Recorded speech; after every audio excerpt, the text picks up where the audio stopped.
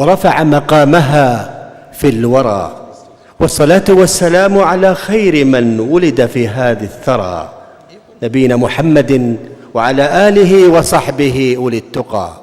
أما بعد، معالي مدير الجامعة الدكتور بكري بن معتوق عساس، أصحاب الفضيلة، أصحاب السعادة، ضيوفنا الكرام، أيها الجمع الكريم، أحييكم جميعاً بتحية لها عبق التاريخ ونقاء ماء زمزم ومسك الحجر الأسود ومهابة البيت العتيق، تحية المؤمنين الصادقين.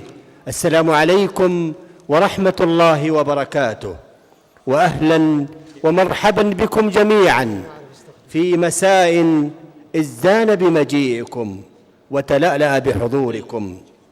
مرحبا بكم في مساء العطر لدرة المدائن والأوطان وأنشودة الزمان والمكان، مكة المكرمة. هذا الاسم العريق الذي ينبض بالطهر في إحساس كل مسلم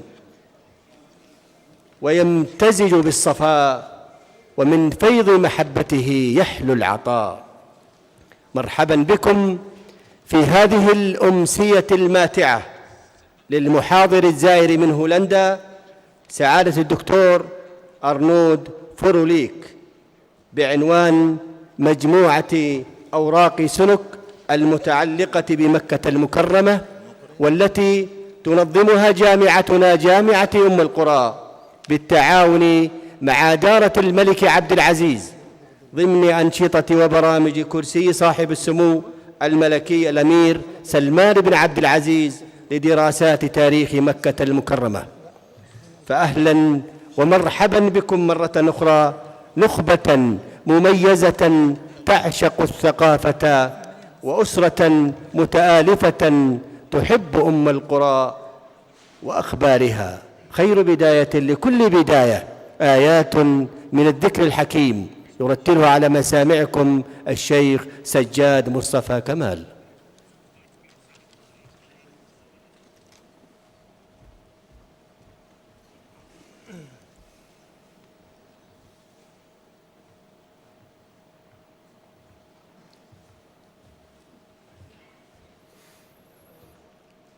أعوذ بالله من الشيطان الرجيم.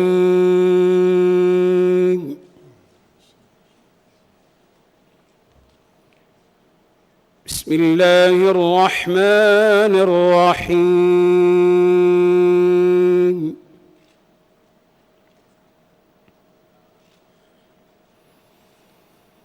وكذلك أوحينا إليك قرآنا عربيا لتنذر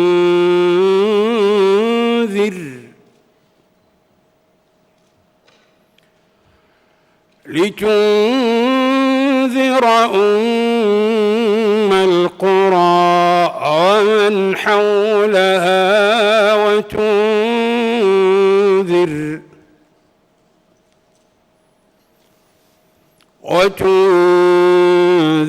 يوم الجمع لا ريب فيه،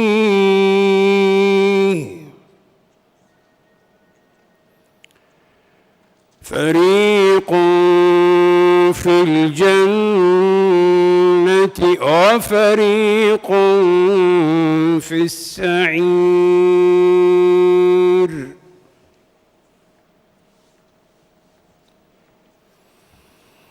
ولو شاء الله لجعلهم أمة واحدة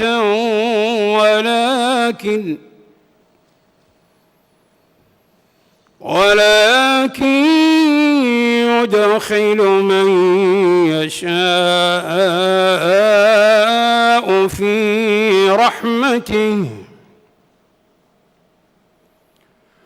والظالمون ما لهم من ولي ولا نصير. 「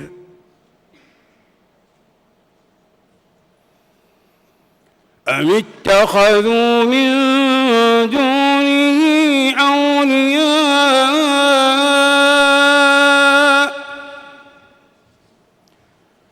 فالله هو الولي وهو يحيي الموتى وهو على كل شيء قدير.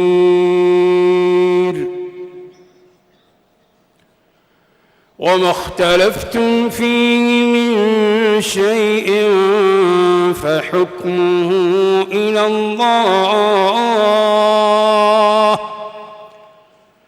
ذلكم الله ربي عليه توكلت وإليه أنيب. فاطر السماوات والأرض جعل لكم من أنفسكم أزواجا ومن الأنعام أزواجا يذرأكم فيه ليس كمثله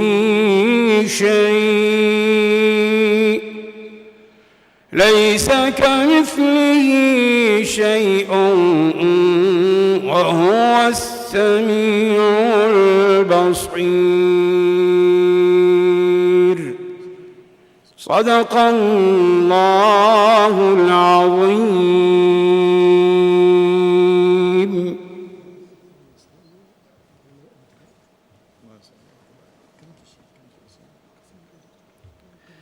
أيها الإخوة الأكارم، أيها الأخوات الكريمات، مكة المكرمة صفحات من الخلود الزمني وتسجيل حافل للأحداث نقرأه كل يوم نحن المكيين بكتاب النور وبحروف الأزل. وهذه المحاضرة تأتي لتكون سراجاً وهاجاً لهذه المدينة الفاضلة ضمن أنشطة وبرامج كرسي الأمير سلمان بن عبد العزيز لدراسات تاريخ مكة المكرمة.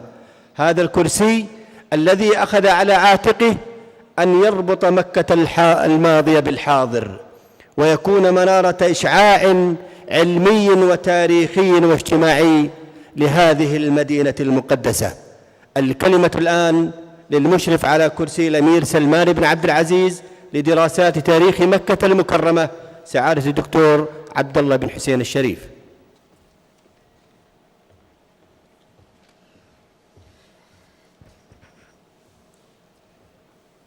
بسم الله الرحمن الرحيم. الحمد لله والصلاة والسلام على رسول الله وآله وصحبه ومن والاه، أما بعد.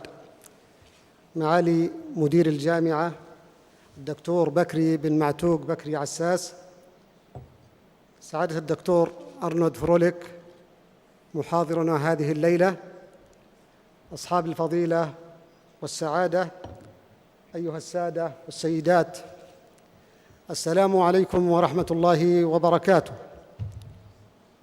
ومرحبا بكم في فعالية ثقافية ضمن أنشطة الكرسي الأمير سلمان بن عبد العزيز آل سعود لدراسات تاريخ مكة المكرمة. محاضرة لها سمتها الخاصة، إذ أن تبني الكرسي لمحاضرة للدكتور لفروليك المحاضر الزائر من هولندا عن كتابات سنوك الهولندي حول تاريخ مكة المكرمة، تعني أن الكرسي يؤمن بأهمية تلاقح الثقافات وحوار الحضارات، وأن التاريخ في مجمله لا يمثل حقيقة مطلقة، وأن للمؤرخين حق التدقيق والتمحيص والتحليل والاستنباط للخروج بالدروس والعبر واستجلاء الحقيقة. وإن من عوامل ثراء الفكر التاريخي النقاش العلمي والحوار الفكري بين الأنا والآخر.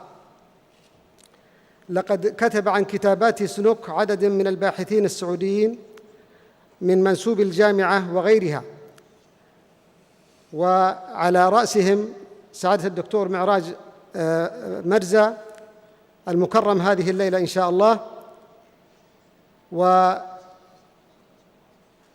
إلا أننا هذه الليلة أمام مؤرخ متخصص في الدراسات الشرقية معني بالتراث الشرقي ذو ثقافة عربية وعثمانية وتركية وأوروبية، أعتقد أنها ستثمر عن نظرة مختلفة تتسم بالشمول والجدة ومغايرة التناول، وستفتح آفاقاً للباحثين والباحثات نحو تناول كتابات سنوك ترجمة ودراسة ونقدا لما لكتاباته من الأهمية كمصدر من مصادر التاريخ المكي، والتي اكتسبتها بتدويناته كشاهد عيان خلال دخوله إلى مكة المكرمة.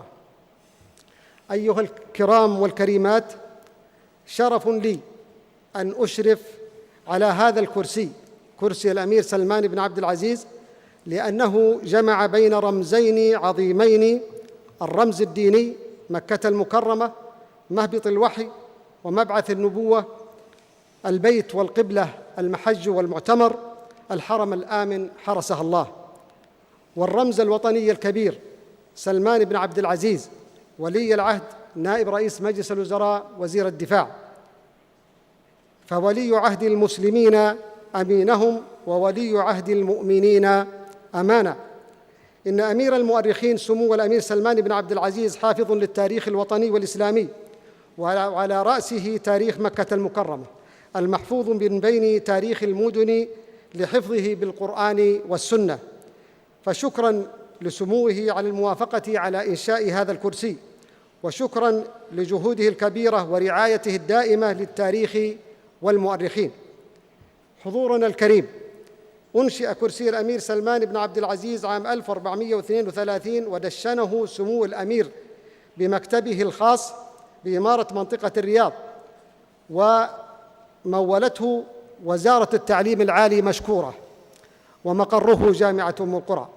وحيث أن الكراسي العلمية أصل مهمتها البحث العلمي، فإن الكرسي يعكف على أكثر من 50 مشروعاً بحثياً تاريخياً وحضارياً لعدد من أعضاء وعضوات هيئة التدريس الأكاديميين من الداخل والخارج، وعدد من طلاب وطالبات الدراسات العليا جلهم من قسم التاريخ بجامعة القرى، إلى جانب أنشطته العلمية والثقافية، ومنها الإعداد لعدد من الندوات وحلقات النقاش وورش العمل والدورات التدريبية ونشر الرسائل العلمية وتحقيق التراث وترجمة المصنفات إلى العربية وبالعكس. وسيكون النشاط القادم للكرسي ندوة عن الطوافة والمطوفين تمت الموافقة عليها، ويجري الإعداد لتنظيمها بالشراكة مع مقام إمارة منطقة مكة المكرمة ووزارة الحج. أيها السادة والسيدات، لقد جاء تنظيم هذه المحاضرة نتيجة للتعاون العلمي بين جامعة القرى ودارة الملك عبد العزيز ضمن أنشطة كرسي الأمير سلمان بن عبد العزيز، وعليه فإنني أرفع من الشكر أجزله ومن التقدير أخلصه لمعالي مدير الجامعة الدكتور بكري بن معتوق بكري عساس، الذي سخر إمكانيات الجامعة وجهده الخالص ومتابعته الدؤوبة لعقد هذه المحاضرة وتنظيمها بشكل يليق بكرسي سمو الأمير سلمان بن عبد العزيز، وكذلك لجهده الدائم ودعمه ورعايته للكرسي في جميع أنشطته وفعالياته. والشكر موصول لمعالي الدكتور فهد بن عبد الله السماري الأمين العام لدارة الملك عبد العزيز على اهتمامه بالكرسي، والذي تفضل باستثمار زيارة المحاضر للدارة في عقد هذه المحاضرة، حيث أن كرسي الأمير سلمان أنشئ بالشراكة بين الجامعة والدارة. شكراً لسعادة وكيل الجامعة للأعمال والإبداع المعرفي رئيس لجنة الكراسي العلمية الدكتور نبيل بن عبد القادر كوشك على دعمه اللامحدود وإدارته المتميزة. شكراً لمعهد البحوث والاستشارات وإدارة الكراسي العلمية فيه ممثلة في سعادة الدكتور أسامة العمري. شكراً لكل من عمل مخلصاً لتنظيم هذه المحاضرة. شكراً لحضورنا الكريم الذي تجشم الحضور من أجل ليلة تاريخية مكية. والسلام عليكم ورحمة الله وبركاته.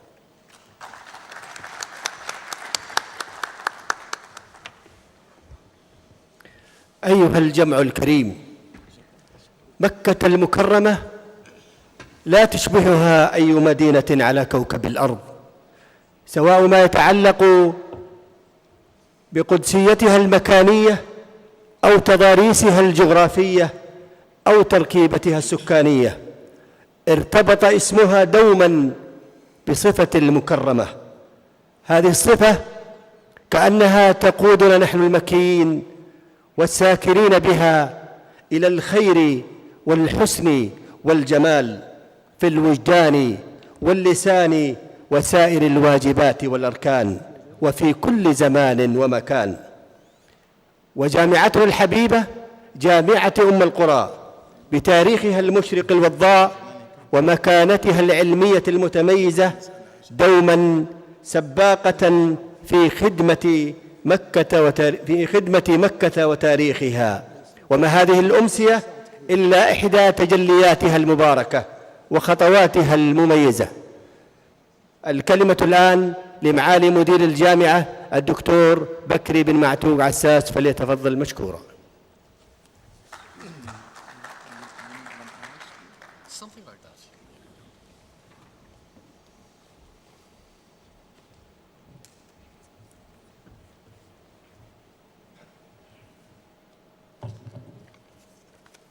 بسم الله الرحمن الرحيم.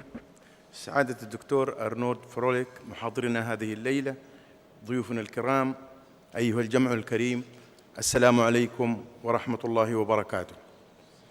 أهلا وسهلا بكم في جامعة أم القرى، ومساء خير يزهو بعبق التاريخ المكي، تاريخ نستنطقه من كتابات الغير ونقرأه بعيون الآخر.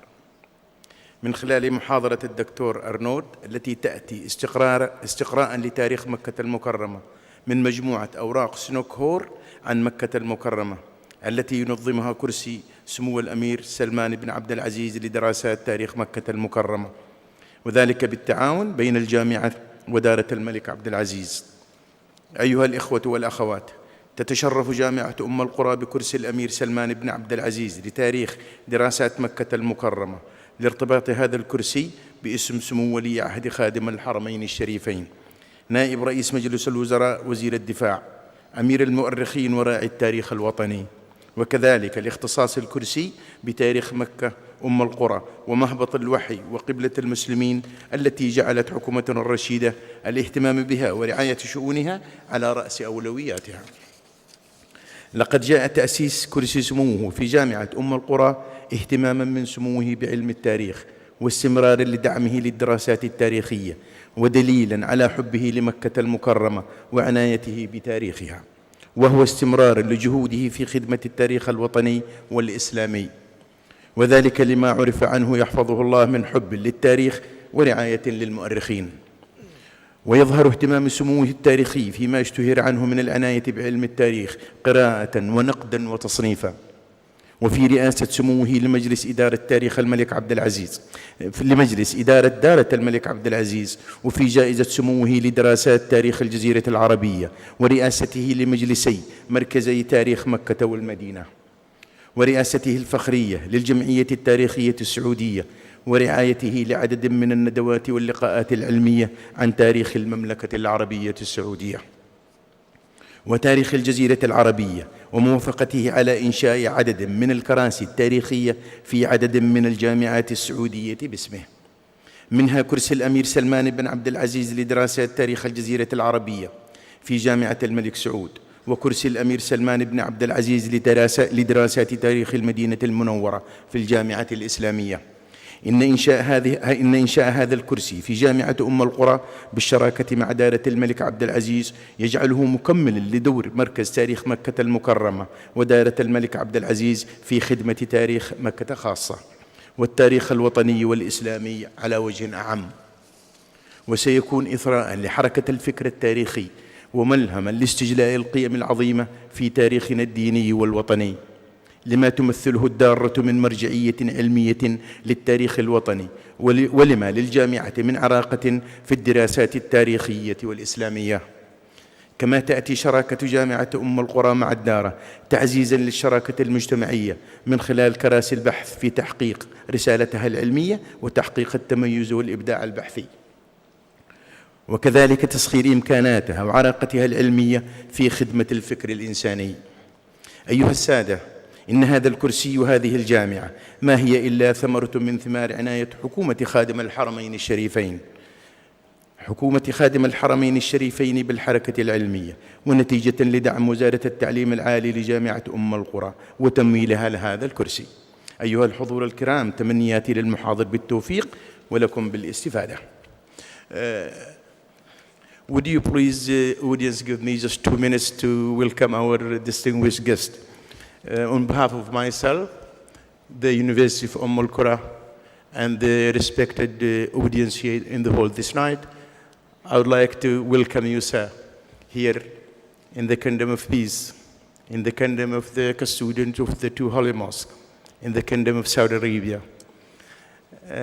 And I would like to take this opportunity as well to thank the King Abdulaziz Foundation for Research and Archives for their generous contribution and their help for giving these events tonight. I'm sure that everybody here anxious to listen and to hear, and don't hesitate if you feel any obstacle here. We are ready to remove that. We are your friends here tonight. We are in Mecca here in the holy city. We know that the people that will be given by you, sir, this night, it been written by Professor Snook, who was visiting the holy city of Mecca many years ago. It was in 1884, I think. So please, everybody here waiting for you to speak. Sir, this is your time. Thank you.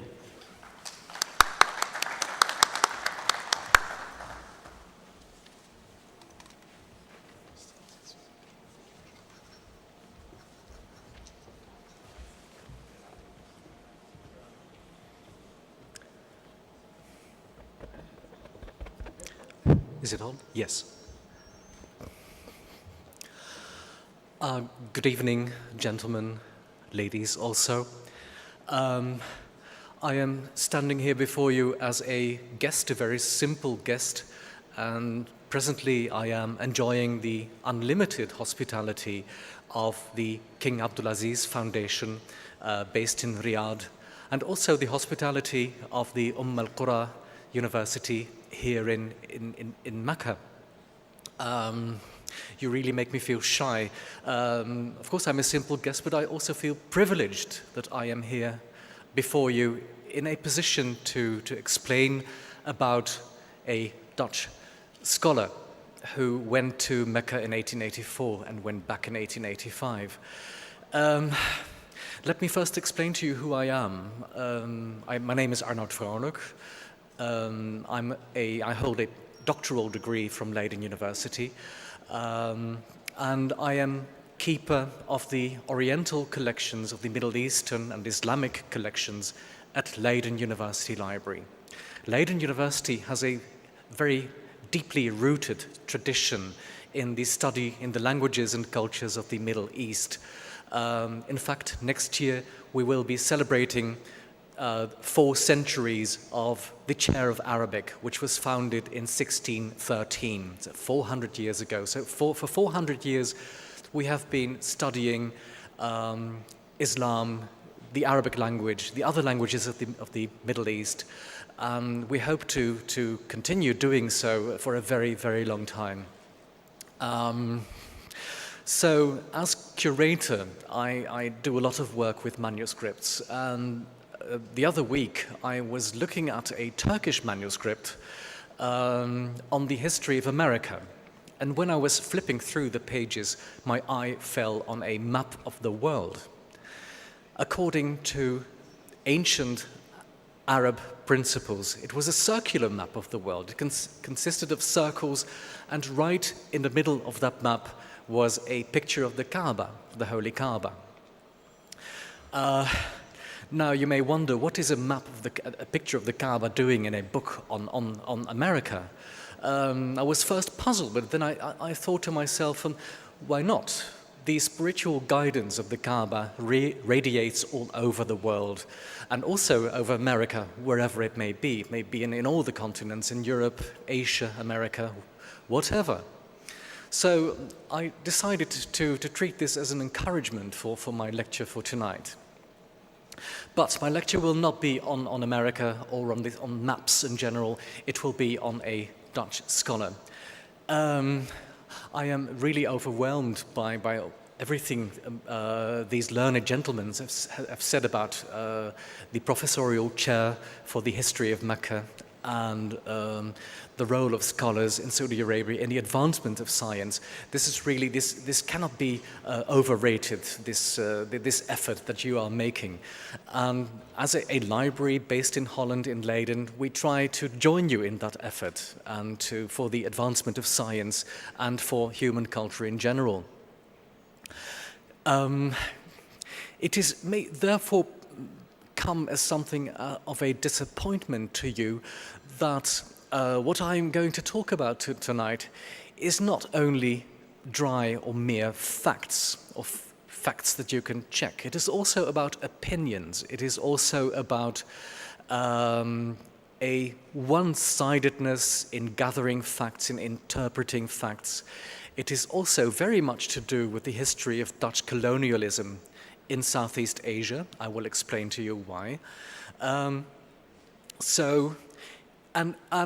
last but not least, my lecture will be about an ambiguous man, also a very ambitious man, a driven man to the very verge of, one would say, madness.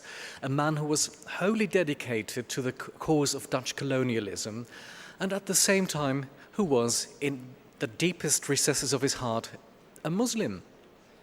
So how can this be? So you must see for yourself what I'm going to talk about.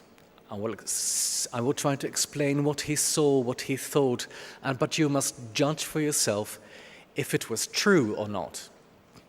But you must judge him in the light of his own time.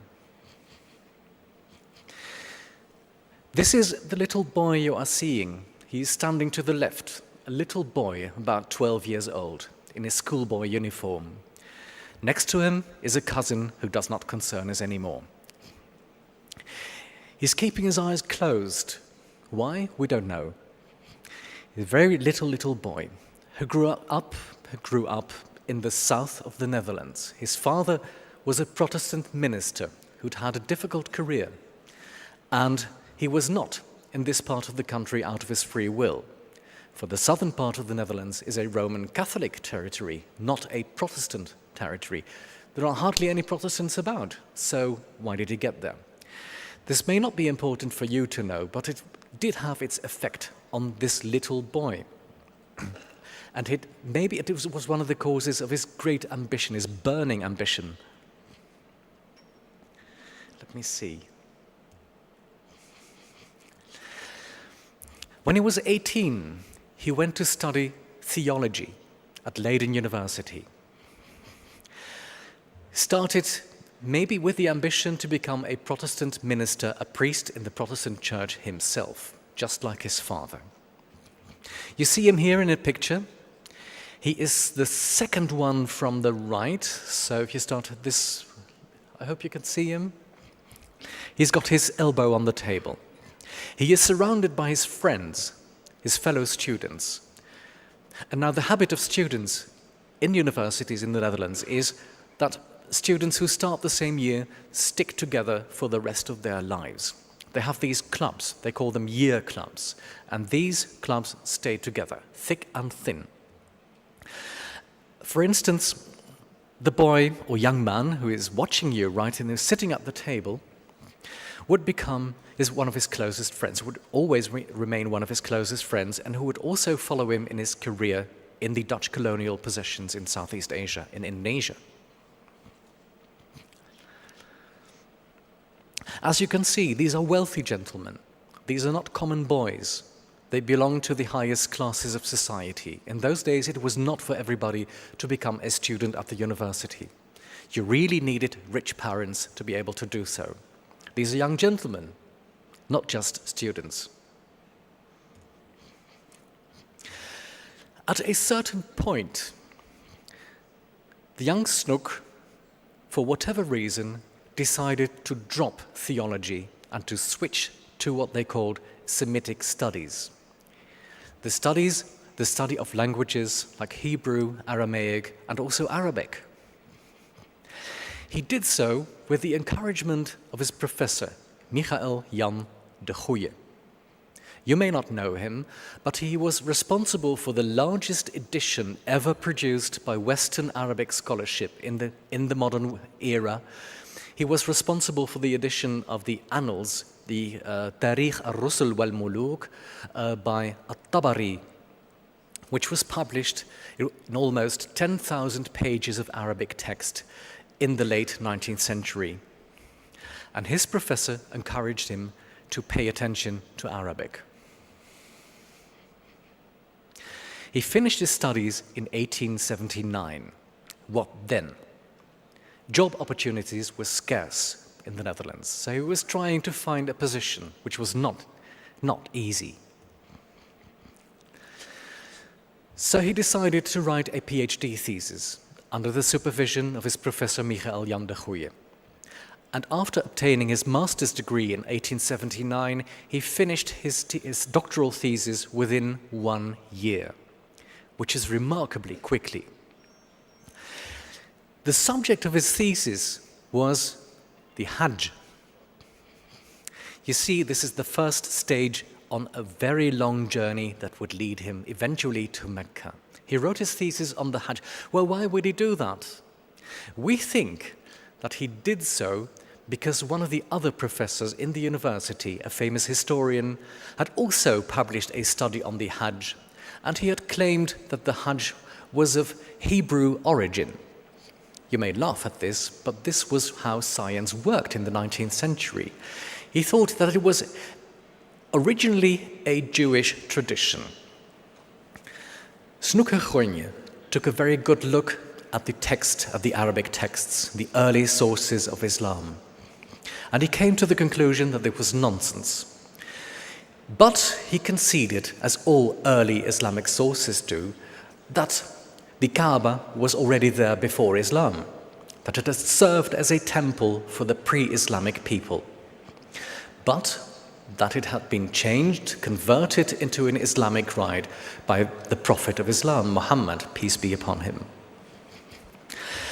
And yet, in this very thesis, there are signs that he was already thinking about going to Mecca, because in the passage you see here before you, you can see, well, if you know Dutch, of course, that he writes about the rule that the unbelievers, the people who are not Muslim, have no right to enter Mecca.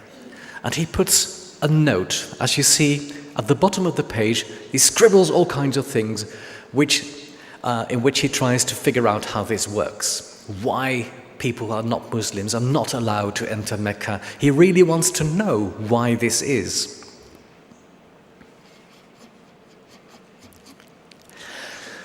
Just as a intermezzo for all this serious stuff, he celebrated his PhD thesis with a big meal, meal in a restaurant not far from Leiden. And this is the menu card of his dinner party that he gave after obtaining his doctoral degree.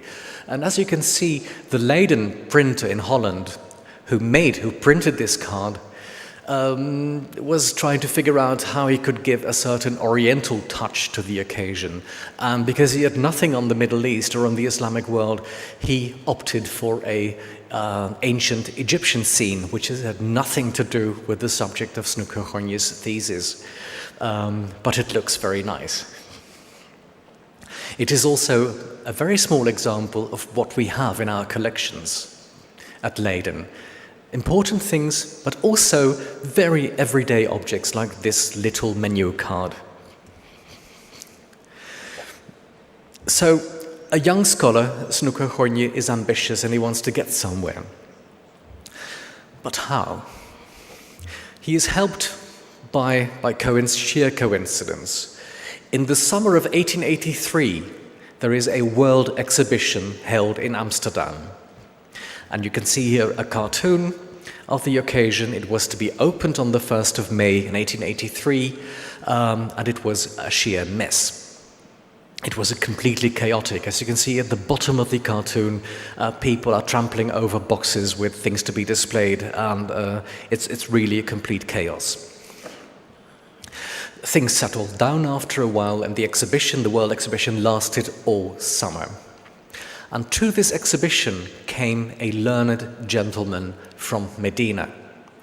And his name is Amin bin Hassan al-Madani, or from Medina as we know him. This gentleman was a learned scholar, but also a bookseller. And he had made it up his mind to go to Amsterdam with a collection of about 700 Arabic manuscripts, which he hoped to sell during the World Exhibition. But he was disappointed. He stayed there all summer. He had hired a stand together with an Egyptian perfume seller from Paris, and nothing happened. He was sitting there. People would pass by, taking a curious look at his books, maybe flipping through the pages, but finding nothing to their interest, quickly moved on. What was he doing there? But eventually, through a stroke of luck, he met somebody, an Oriental scholar from Sweden, who saw him there, and he took him to the famous bookseller and publisher Brill from Leiden. They still exist, a very big academic publisher. And together they arranged the sale of his manuscript collection to Leiden University Library. My library obtained a special grant from the government of 14,000 guilders, about 7,000 euros, to acquire this astonishing number of 700 Middle Eastern manuscripts. This was good news for us, of course, but it was bad news for the Arabian Peninsula. For where did these books come from? As the sale catalogue said, they were from a private library in Medina. We don't know. Why did he take them away? Who had sold these books to him? We do not know. But all I know is that we have them, and we try to make them available to the scholarly world. So it was obviously a bad thing for Medina to lose these books, but it was a good thing for us to acquire them. But anyway, it's a long time ago. Now Snook went to the same exhibition, and he met this Amin bin Hassan al-Madani, and he was the first real Arab he had ever set his eyes on. And it must have been a shock to him. He took Amin bin Hassan al-Madani to Leiden, and he took him to a photographer, a famous Dutch photographer, who took his picture. And we still have his picture in our collection. A very benign-looking gentleman, friendly man.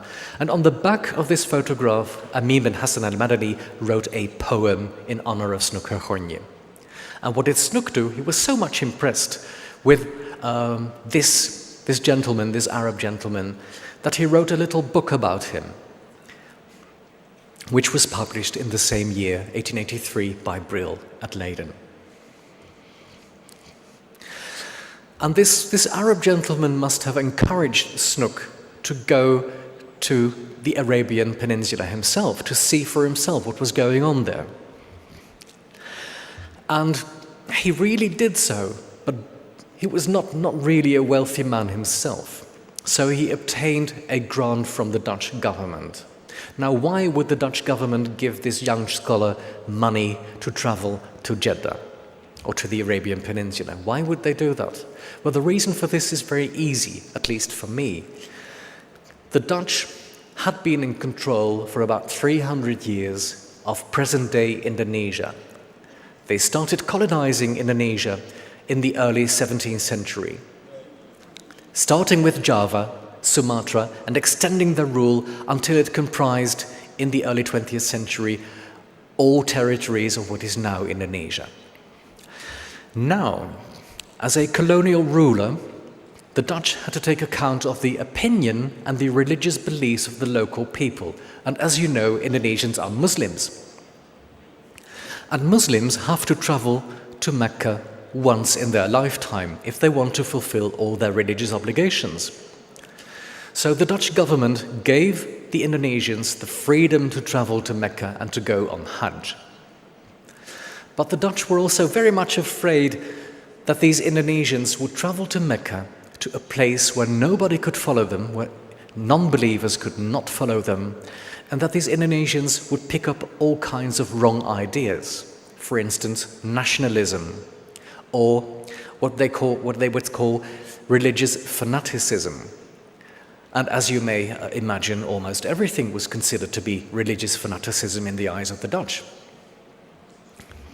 So what they did, they found themselves this young Dutch scholar who had written a thesis on the Hajj himself, and they gave him money to travel to Jeddah to keep an eye on the movements of these Indonesian pilgrims. But once there, he wanted more. He had been staying in Jeddah for about 4 months as a guest of the Dutch consul there, when he converted to Islam.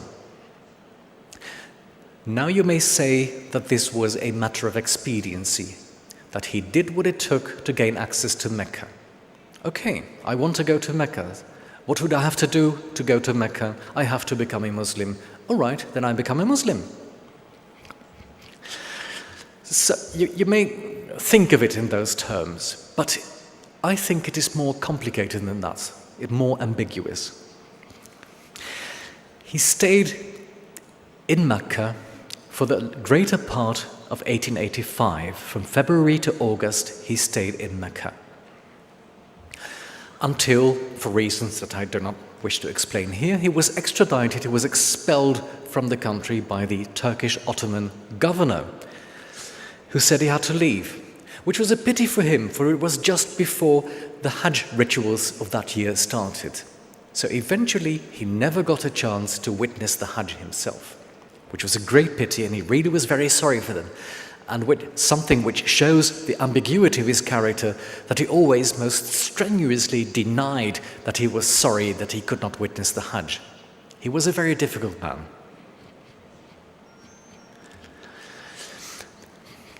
Now, what makes him so important for your history, that is the fact that he was an avid collector of objects, of things, that he collected almost anything, especially everyday objects. And he also brought a very large camera to Mecca. Now, in those days, cameras were huge things. They measured something about like this, really very, very big things. But he did so nonetheless. He invested heavily in this camera, and then he took it to Mecca and he started taking photographs indoors, but never out of doors, because he was afraid that people would object against his being in the streets with a big camera and taking pictures, because the whole idea of taking pictures was controversial at the time. Because according to those days, the beliefs of the people in those days, it was forbidden to take pictures at all. Only the most liberal elements in Meccan society would have their picture taken. So in order to take pictures out of doors, he asked for the help of a local doctor, who is extremely important for the history of Mecca. He was a doctor. As Snoek himself wrote in one of his letters to his friends, a very liberal hakim. Hakim being the standard expression for doctor in those days. Here you see a picture of him. A self-confident man, a strong man, somewhere in his late 50s or early 60s, a very liberal man, inquisitive man, who had done all sorts of experiments, including photography, who really was eager to gain knowledge about the modern world. They, Snoek and this doctor, Abdel Ghaffar al-Baghdadi, they worked together. And wherever Snoek was unable to take pictures himself, he did it for him. And when Snook had to leave the town in 1885, he left his camera behind and asked his friend to continue taking pictures. And so he did. He fulfilled his promise. In exchange for his promise, he was allowed to keep the camera.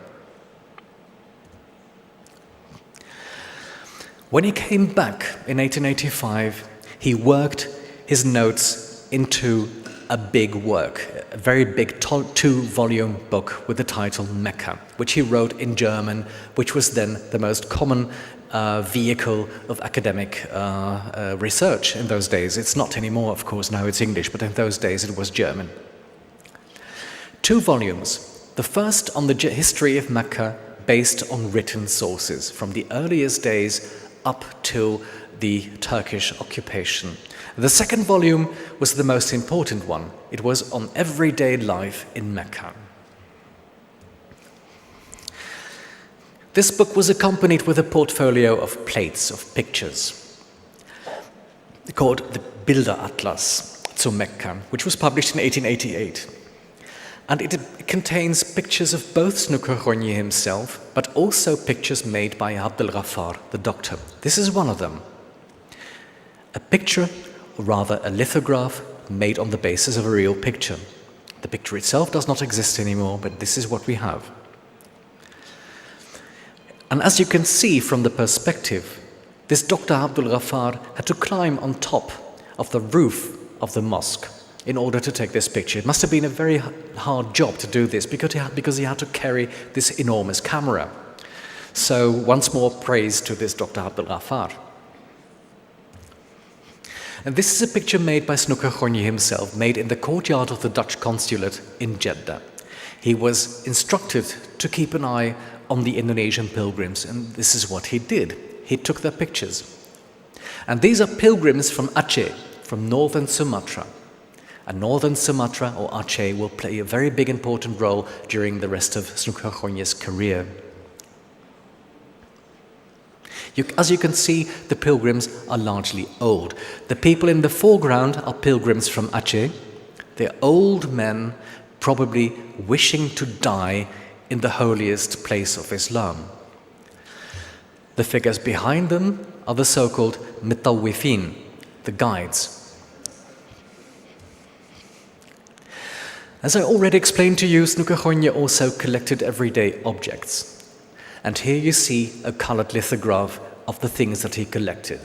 And fortunately, we still have these objects. They were given to the National Museum of Ethnography at Leiden, where they are kept today. And hopefully, many of these objects will return to Mecca, maybe next year. I'm not really sure of the time, but we are working on it to organize, together with the King Abdulaziz Foundation, to organize an exhibition of these objects here in Mecca. As you can see, they are very simple and plain objects. Nothing modern, nothing really expensive, just simple little things. Quran stands, side tables, slippers, shopping baskets, and so a little fan. Very simple thing that you would be able to pick up for a few pennies in the market. After Snook left Mecca, his friend Abdel Ghaffar, the doctor, continued making pictures. And after the Bilder Atlas had been published, pictures kept coming in. So eventually he decided to publish a second volume of plates, which is called Bilder aus Mekka, Pictures from Mecca. And the book is entirely filled with photographs made by Abdel Ghaffar. But the thing is, Snook, being a difficult man, ambitious man, he never mentioned the name of his Meccan associate. He said, these pictures were sent to me by an Arab friend of mine, a doctor whom I instructed in the art of photography.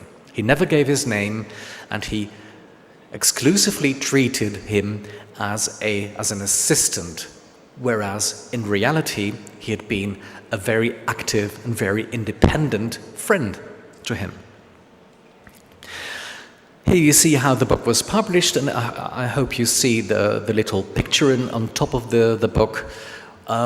which was published by Brill in Leiden, the academic publishers, and again, the printer could find nothing else in his toolkit except a camel rider and the Egyptian pyramids in the background, although the book has nothing to do with Egyptian pyramids, just a tiny little detail.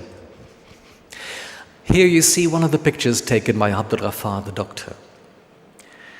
We still have these pictures, not exactly this one, for this one was converted into a lithograph, but similar pictures. In those days, it was also common for printers to throw away the original picture after it had been printed. So the very pictures that we find in these portfolios, these published books, the very pictures have disappeared, but we have similar ones. And well, this is also an important aspect of your history, for here you see how the Hajj was organized, or rather not organized in those days. So in those days, so few pilgrims came to Mecca every year. Well, few, let's say between 50 and 100,000. But nowadays we are talking about millions of people who come to Mecca, of course. So you have to do something, it has to be tightly organized. But in those days, it was something like free camping. This is the plain of Arafat. You can see Jabal al-Rahma, and here you see people with their tents pitched everywhere without any organization. They could still do that in those days, so it's important to think of that and how it has changed from a very simple affair to something huge and massive that requires an enormous amount of organization and also money, which you pay for, I suppose, by taxes. Now here you see, I want to stress the ambiguity of Snook as a scholar by showing you the way he treated his friend Abdul Ghaffar the doctor, by describing him as ignorant and greedy. In his correspondence he said, well, the doctor will make some more pictures for me as long as he gets money and this and that. So he was not really treating him very kindly. Why did he do that? Because Abdul Ghaffar the doctor was a very enlightened and modern man, a liberal who was eager for modernity, who really tried to pick up the latest technological discoveries and use them for his own. Why did he do that? According to me, Snook focused completely on traditional Meccan society, completely uninfluenced by modernity. He wanted to portray Mecca as a stagnant society, not only socially but also intellectually. Why was that? I think that was because he tried to prove to the Dutch government that the Indonesian pilgrims went to Mecca, and as he said it exactly, they came like sheep and they went like sheep, and nothing happened to them in between. He said, forget about these fanatical ideas they would pick up in Mecca. There's nothing of the kind. They say all these pilgrims are completely innocent. So you see, it has two sides. On one side, he said, the Indonesian pilgrims are completely innocent, so please don't worry about them. Nothing happens. Don't worry. But on the other hand, he sacrificed the reputation of Mecca by describing it as an intellectual, stagnant society. So much the worse for you. Because it was there, all right. There was modernity in Mecca in the late 19th century. All sorts of things were happening. They were building hospitals, schools, anything. There was really something going on there in those days. But Snook chose to ignore this, both in his book and also in his picture, and also in the objects he brought home. So this is really important for you to realize. So what he took from Mecca was purely traditional. So if this exhibition will happen in Mecca, and you take a look at all these little objects, these fairly unimportant objects, you must realize that these reflect a period of change, not of stagnancy, not of intellectual lack of development or something. No, he wants to stress on what was the past, while ignoring for his own purposes modern development. So you really have to keep this in mind.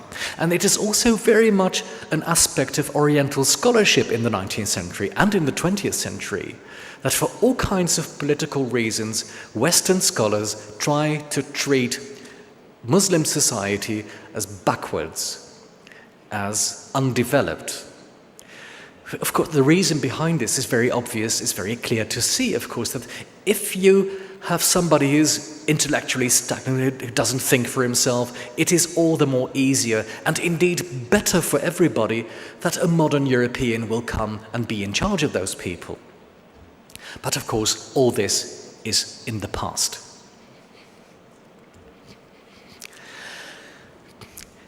His efforts to keep an eye on the Indonesian pilgrims was rewarded. For when he came back in 1889, he was appointed as advisor to the Dutch colonial government in Indonesia. And here you see the decree of his appointment in name of Her Majesty the Queen.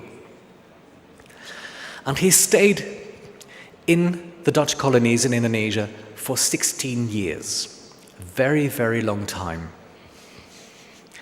And what did he do? Well, basically the same as what he had been doing in Mecca, gathering intelligence with the help of his local friends and passing on the information to the Dutch government. He made a great reputation for himself in the so-called Aceh War, which took place between 1898 and 1903. There, resistance against Dutch colonial rule was at its strongest. And it was also very much a resistance that was inspired by Islam. It was a violent jihad. There is, of course, a peaceful jihad, but also a violent jihad. And of course, these rebels, as the Dutch called them, tried to resist colonial rule by taking up arms. Why did they need Snoek as an advisor, the Dutch colonial army? That was because he was an expert in Islamic affairs. He knew about Islam and he knew about Muslim society, and he used this knowledge as a weapon to be used against the Muslim population of Aceh. He knew, for instance, that the traditional tribal leaders of Aceh were unimportant. They were weak. They did not resist the Dutch. They cooperated with the Dutch, but they were unimportant. The real intellectual movement behind this rebellion was the religious leaders. And he knew this, so he told the Dutch government, you must attack the religious leaders. Leave aside the traditional tribal leaders, go for the ulama. And this was successful, as you can see. It's this terrible picture of two freedom fighters who died for the cause of freedom in their own country. They were killed by the Dutch and put on display like this. Those were different times. We cannot judge them with the way we think now. But if you think of it now, it is really horrible. That was how things happened in those days.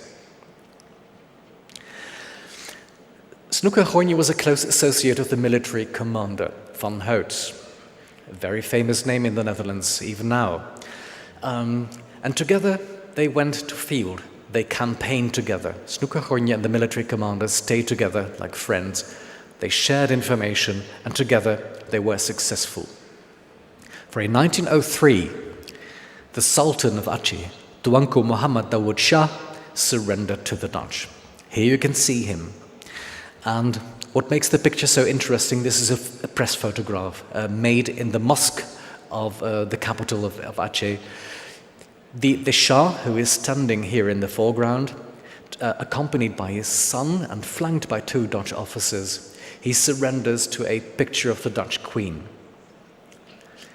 The man standing right to the picture is the military commander Van Houts, and the man standing right in front of the picture is Hendrik Colijn. You may not know him, but he would be 4 times Prime Minister of the Netherlands later in his career, and he started his career as a military officer in the Dutch colonial army. This is a picture of the book that he published, very much along the same lines as Mecca together with a portfolio of plates called the Achéers, or the Achenese. And here you see a picture of the Dutch army, very difficult to recognize, in a Achenese town. The building you see on the left side of the photograph is a mosque, a traditional Achenese mosque. They don't look like that anymore, but they did then. What happened in between? Snoek and this military commander fell out. They argued with each other. And in the end, they took the matter to the Dutch government, and to his big surprise, the military commander was promoted to the post of governor of the Dutch colonies, which was, of course, a slap in the face of Snoek, who decided to return to Europe, to Holland. But fortunately, his old professor had retired by then in 1906, and in the same year, he became successor as professor of Arabic. But unlike his predecessor, he did not devote his attention to Arabic text editions or whatever, or philology, or scholarship in general. No, he made it very clear that he said that knowledge of Arabic is essential for a country like Holland, because we, a country of 7 million people, we control the lives of 30 million Indonesian subjects. So in order to continue doing so, in order to ensure our future as a colonial power, we must know about Arabic, we must know about Islam. This picture portrays him while sitting in his own study at home.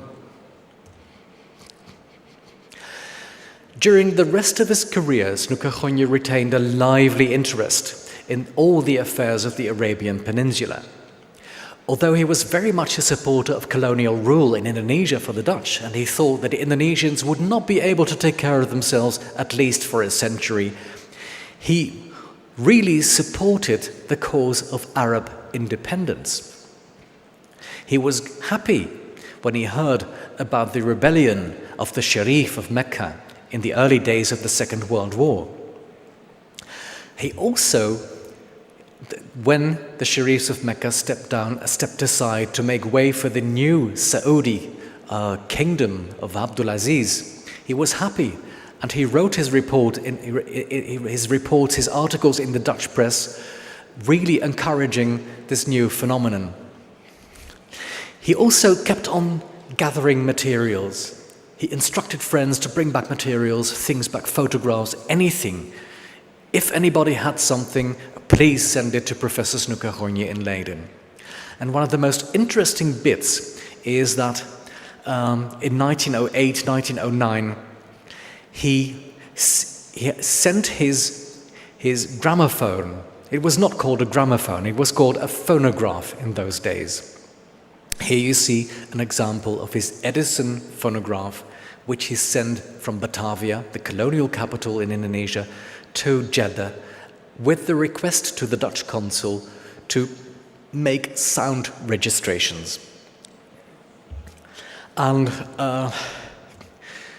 this is what they sent to Leiden. All of you are old enough to know the Arabic word for a gramophone record. It's all forgotten now, it's in the past, but it was ustuana. Now basically this means cylinder, which was stupid because the word cylinder was applied to a flat gramophone record.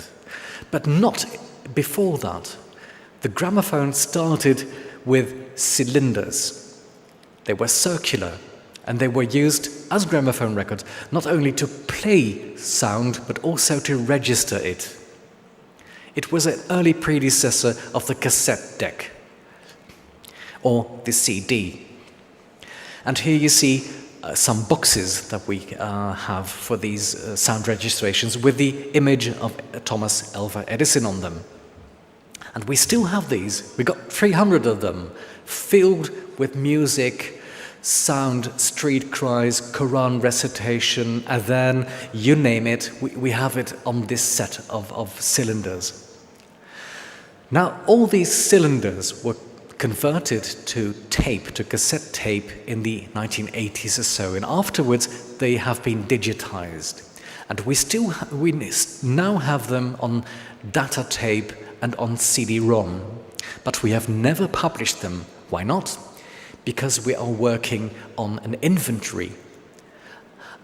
A scholar of music, of Arab music, a lady is now working on an inventory, on a description of all these sound fragments. What is the maqam? What is the purpose of this sound? What are they saying? What Quran verses are they? A very important work, but we have never published them because we want it to be perfect before we go online. And here you see a picture in the portfolio of plate published by Snook, which gives you a very accurate image of an orchestra in those days, which were mainly black slaves who performed music. It was a tumbura orchestra. I think that most of this musical tradition is now gone. It has been replaced by more modern styles of music. But if you go back to these cylinders, you will hear what music was like in those days. Here you see a picture of Snook at the age of 70, an old man. When he turned 70, this was celebrated by the publication of his collected works. And this picture comes from his collected works, most of it either in Dutch or in German. And here you see a very good example of the interest that Snook retained in the affairs of the Arabian Peninsula. And he was instrumental in inviting important Saudi officials and princes on official state visits to the Netherlands, to Holland. This is the last visit he witnessed in 1935 when Prince Saud bin Abdulaziz, who would later become king in the 1950s and early 1960s, when he invited him to come to the Netherlands. And here you see a very old and frail Professor Snook in a top hat and a walking stick. And to the left of him, Prince Saud, who is much taller than Snook with a very tall gentleman. What makes it interesting to me is that the picture was taken just outside the university library, where it was then. Now it houses the main administrative buildings of the university, very beautiful building where the rector has his office. But in those days it was the library, and Snook came to the library to show the Leiden collection of Oriental manuscripts to this Saudi prince. You see the bicycles chained to the railing, and I must admit that it is still like this. Still, the railings are still there and people still chain their bicycles to it. In some aspects, history never changes. Now, all these pictures I've shown to you are from the Leiden collection. We have the manuscripts he collected, both here in Mecca and also in Indonesia. We have his letters that he exchanged with his friends, his colleagues, everywhere in the world. We do not have his objects apart from the sound registrations, but we have a very important collection. Now, in 2007, I had the opportunity of organizing a small exhibition of his collection, and I published a very small catalogue, which is now completely sold out. Here you can see him, to the left, the young scholar, ambitious, and at the right, you see him walking out of history, a very old and frail man who would die in 1936. So what to do with these collections? We realize that his collections are important, not only for us, not only for the study of Islam, not only for the history of Dutch colonialism, but also very much it concerns your history, the history of Mecca, the history of Jeddah, of the Arabian Peninsula. And that is why we took the opportunity to apply for a government grant, which we got, at least a partial grant, because we had to pay the rest ourselves. And this is what we are now doing with these archives. Here you can see what one of these portfolios looks like. It is an old-fashioned thing. It is not acid-free. It is eventually harmful to the collections themselves. Here you can see the interior, how it is slightly disorganized, And this is not really state-of-the-art preservation of important collections. Another box with the label Photographs from Mecca. And if you open the box, very worn, in a very bad state, there you see some of the pictures that Snook made when he was in Mecca. To the left, a Turkish engineer in Mecca, and to the right, an Algerian exiled politician from Algiers, from Algeria, who was living in Mecca. And here you can see what we are doing with it. We are preserving it. We are restoring it. We're trying to ensure their survival for the next few centuries. We are packing them in acid-free boxes, state-of-the-art, and this is how we are working on it, with temporary labels on them. Other boxes have already been labeled. It is work in progress. And here I will introduce you some of the main figures, the main persons who are working on it.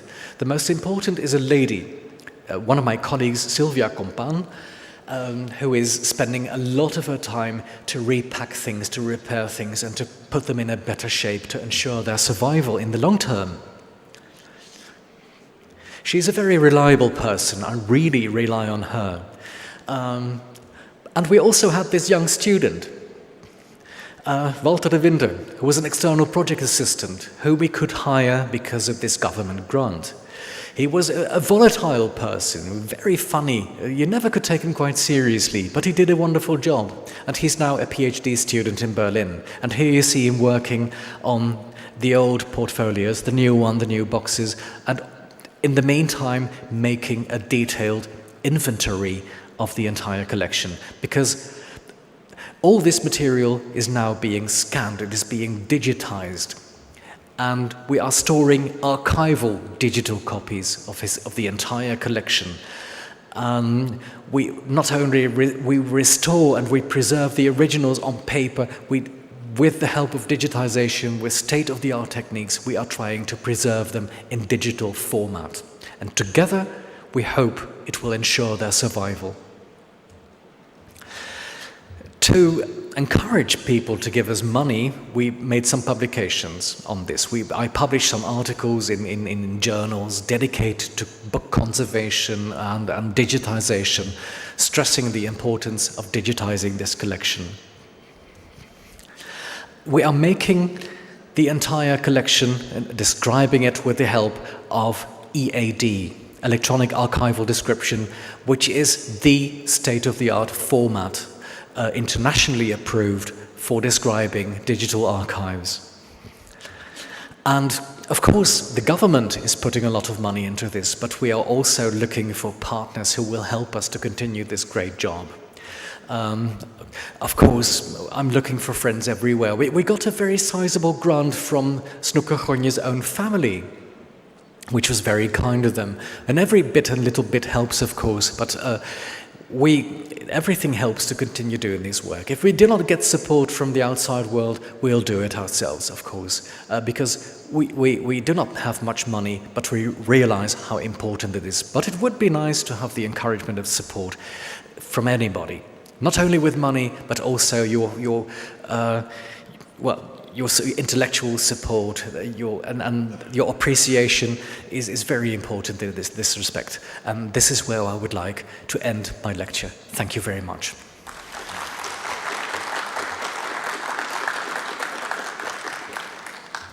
I hope I haven't been talking for too long.